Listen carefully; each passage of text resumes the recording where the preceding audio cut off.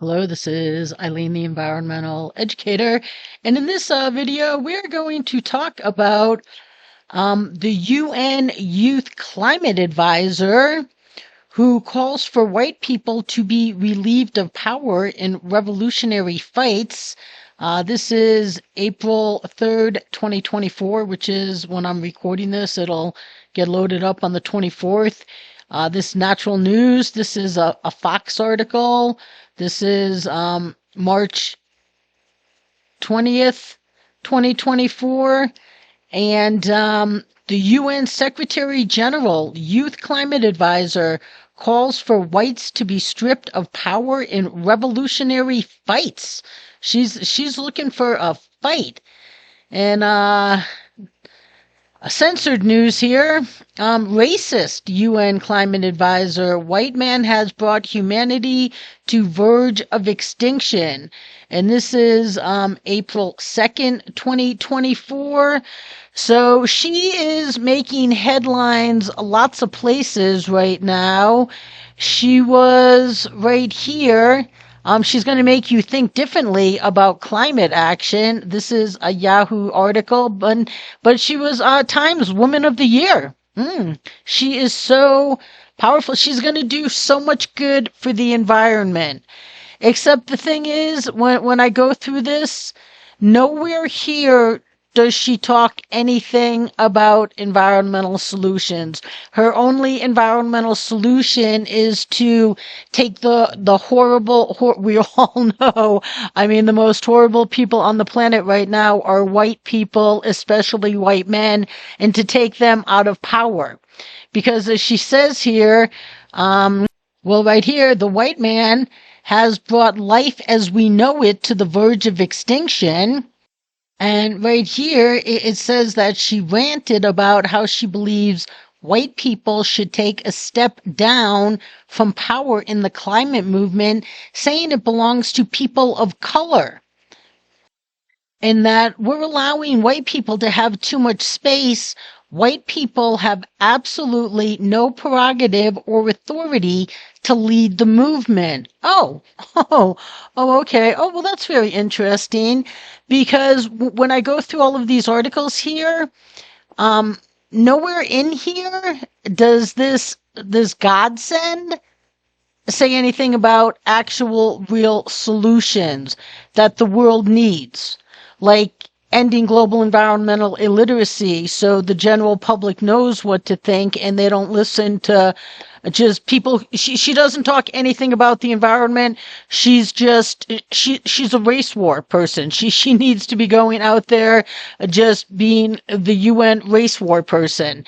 She doesn't mention anything about ending our disposable society, gaining individual cooperation, leadership by example, revolutionizing the world with hemp, getting us off of oil. No. She doesn't mention any real solutions. She doesn't mention any environmental solutions at all. All she does is talk about the white man is bad. But the thing is, no one has allowed these solutions starting since November 93. And that is headed by Vail, Gore, Redford, Sundance, the United Nations, and the NRDC. The United Nations has been refusing solutions since the 90s, early 90s. And right here, this is the environmental executive offices. These are just the emails that I sent. I didn't send any after July 2023. I mean, if you watch my videos, I show you emails I send in the big distributions, and there's like 4 in UN top level offices that I email all the time. And here, that's my 2023, 2022, 2021 Whoa, why am I bothering them? 2021, 2020, 2019. Okay, this goes back to the 90s, before email. Okay.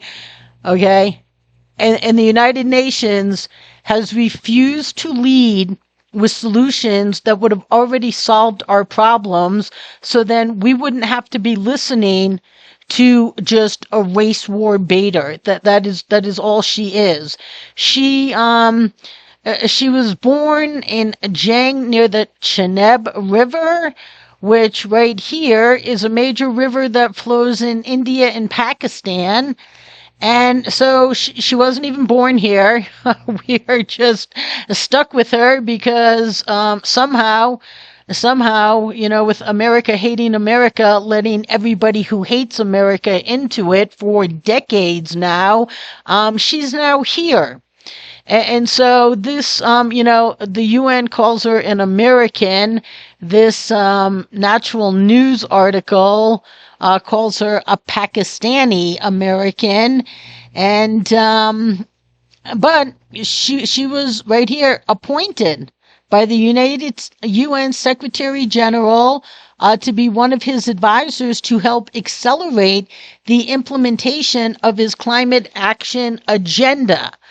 Okay, well, that's very interesting because they don't really have a climate action agenda except to refuse solutions. And both this article, probably the InfoWars article too, and the Fox article say that she demonstrated commitment to UN values because that was one of the criteria for candidates landing the 2-year assignment. So, the UN is on the white men are bad agenda. What agenda aren't they on? Environmental solutions since the 90s. And she, right here, even at the bottom of her Wikipedia page, it says right here, throughout her activism, she has described herself as a socialist with Marxist leanings. Okay, she knows nothing about the environment. She is here to be a race baiter and to let the white man know that he is bad. And she says right here, well, she put this in a tweet, I think, is she wrote it. You want to know why I got into climate activism? It wasn't because I wanted to protect the environment. I became involved, and she should have said because the West slaughtered, bombed, and starved my people to death in the name of oil, and no one talks about it. Well, you know what? That's great. She can go out and be an anti-oil activist, and she can go out and be a race baiter, but she is not presenting any solutions to get us off of oil. Oh, you know who does? That's right. The white person here who, if I was allowed to lead the climate movement decades ago, we wouldn't be listening to this embarrassment right now. Okay? You only get to associate with the United Nations if you have nothing to offer except, support their death to America, death to the white man agenda, I guess. She says here that capitalism and a livable planet are incompatible. Claiming that humanity had 7 years to turn the tables. Working within capitalism is what will eventually kill us. She also added that capitalism devours everything from protest to rebellion. Well, that's not true. I mean, capitalism could have the entire hemp revolution. Is she even talking about hemp? No. Capitalism could have the revolution where we end our disposable society, from homes to fast food to stadium concessions to packaging and transportation packaging. That right there is revolutionary. Those two. That would be capitalism leading the way.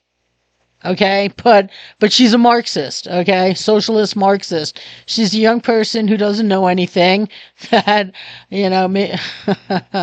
okay. So this InfoWars article has her talking. If you go here, we can play it. I would turn up my volume because no matter what I do, this comes out very, very soft. But yes, she is just gonna bash the white man here. And I say this because the climate crisis is not past. The climate crisis is not a result of natural disasters. It's actually man-made. It's a result of... Say it again, because I think they missed it. The climate crisis is man-made. And it's not just man-made, it's white man-made. It is a result of capitalism, years of colonialism, years of racial oppression. And so, if you want to get involved, the way that we save our planet is when we protect the most vulnerable communities among us. And this includes Black trans women. This includes indigenous peoples. And this is why it includes children and young folk. Because when we protect them, then we can protect everybody else.